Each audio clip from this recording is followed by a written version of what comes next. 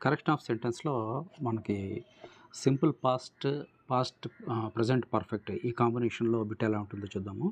మనకి time mention చేసినట్లయితే అది సింపుల్ పాస్ట్. టైమ్ మెన్షన్ చేయకపోతే ఒక యాక్షన్ కంప్లీట్ అయిపోయింది. టైమ్ మెన్షన్ చేయకపోతే అది ప్రెజెంట్ పర్ఫెక్ట్. టైమ్ గాన మెన్షన్ చేసినట్లయితే అది సింపుల్ పాస్ట్ అవుతుంది. ఫస్ట్ ఎగ్జాంపుల్ చూద్దాము.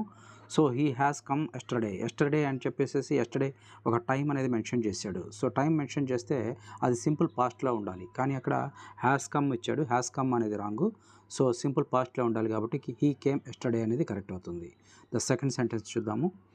దే సా మీ. ఇక్కడ టైమ్ మెన్షన్ చేయలేదు. టైమ్ మెన్షన్ చేయలేదు అంటే గనక అది ప్రెజెంట్ పర్ఫెక్ట్‌లో ఉండాలి. కాబట్టి దే హ్యావ్ సీన్ మీ అనేది కరెక్ట్ అవుతుంది. హ్యావ్ సీన్ అనేది హ్యావ్ ప్లస్ V3 అనేది ప్రెజెంట్ పర్ఫెక్ట్ యొక్క స్ట్రక్చర్. కాబట్టి దే హ్యావ్ సీన్ మీ అనేది కరెక్ట్ అవుతుంది. నెక్స్ట్ థర్డ్ వన్ చూద్దాము.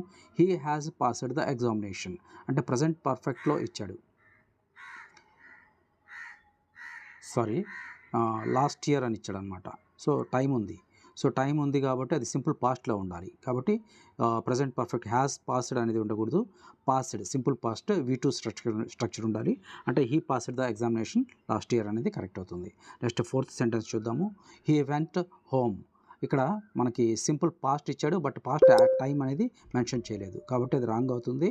టైం లేదు కాబట్టి అది ప్రెజెంట్ పర్ఫెక్ట్‌లో చెప్పాలి.